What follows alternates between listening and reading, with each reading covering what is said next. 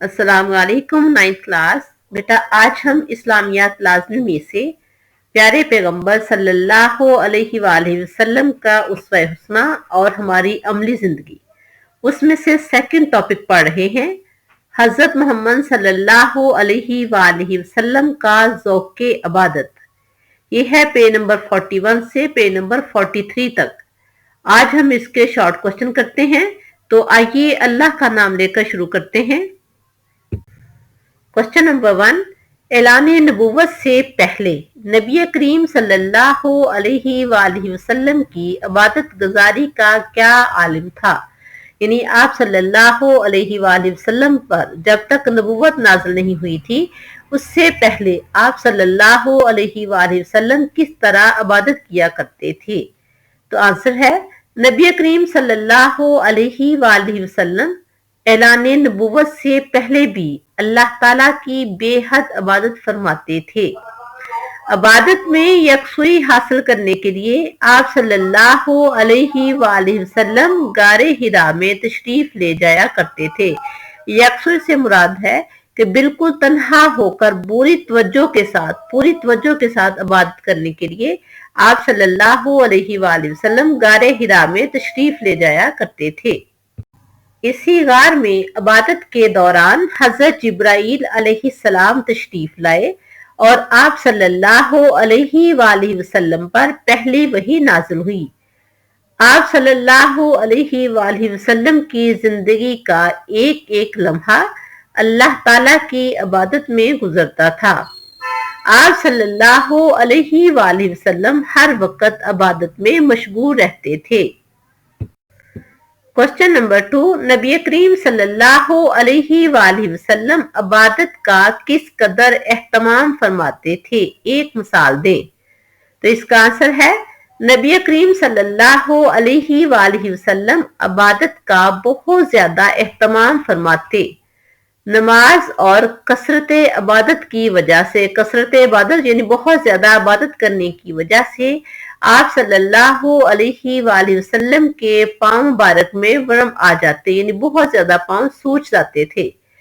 आप सल्लल्लाहु अलैहि वसल्लम से अर्ज किया गया कि आप सल्लल्लाहु अलैहि वसल्लम इतनी तकलीफ क्यों बर्दाश्त करते हैं, हालांकि आप सल्लल्लाहु अलैहि वसल्लम गुनाहों से पाक हैं।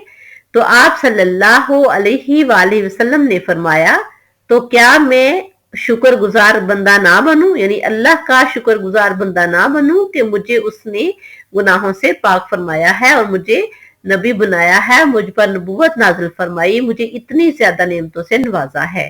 ये जामे तिर्मिज़ी की हदीस नंबर 412 है। क्वेश्चन नंबर 3, हजरत आयशा रजी अल्लाह ताला अन्हा ने नबी करीम सल्लल्लाहु अलैहि वसल्लम की रात की इबादत का क्या मामूल बयान फरमाया है? तो आंसर है हजरत आयशा सिद्दीका रजी अल्लाह ताला अन्हा ने आप सल्लल्लाहु अलैहि वसल्लम की रात की इबादत के बारे में फरमाया,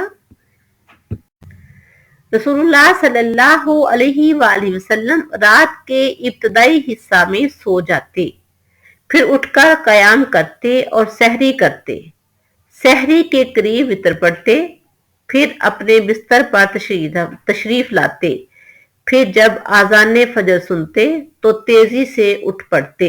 यानी प्यारे पैगंबर सल्लल्लाहु अलैहि वसल्लम का ये रात की इबादत का मामूल था। ये बुखारी शरीफ की हदीस नंबर 1146 है। क्वेश्चन नंबर 4, इबादत में एतदाल और मियाना रवी से क्या मुराद है? आंसर है इबादत में एतदाल और मियाना रवी से मुराद ये है कि इंसान अल्लाह ताला की इबादत भी करे, उसके बंदों के हकूक भी अदा करे और साथ साथ अपनी सेहत और जरूरतों का ख्याल रखे। इंसान अगर जिंदगी का हर लम्हा अल्लाह ताला और उसके रसूल सल्लल्लाहु अलैहि वसल्लम के अहकाम के मुताबिक गुजारता है तो वो लम्हा भी इबादत में शुमार होगा। क्वेश्चन नंबर 5, नबी करीम सल्लल्लाहु अलैहि वसल्लम ने عبادت میں میانہ روی کے بارے میں حضرت عبداللہ بن عمر رضی اللہ تعالیٰ عنہ کو کیا نصیحت فرمائی؟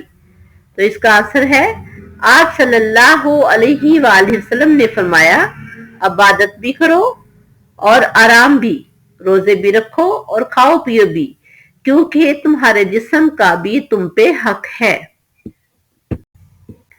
کہ آپ صلی اللہ علیہ وآلہ وسلم اتنی تکلیف کیوں برداشت کرتے ہیں، حالانکہ آپ صلی اللہ علیہ وآلہ وسلم گناہوں سے پاک ہیں؟ تو آپ صلی اللہ علیہ وآلہ وسلم نے فرمایا تو کیا میں شکر گزار بندہ نہ بنوں، یعنی اللہ کا شکر گزار بندہ نہ بنوں کہ مجھے اس نے گناہوں سے پاک فرمایا ہے اور مجھے نبی بنایا ہے، مجھ پر نبوت نازل فرمائی، مجھے اتنی زیادہ نعمتوں سے نوازا ہے۔ یہ جامع ترمذی کی حدیث نمبر 412 ہے۔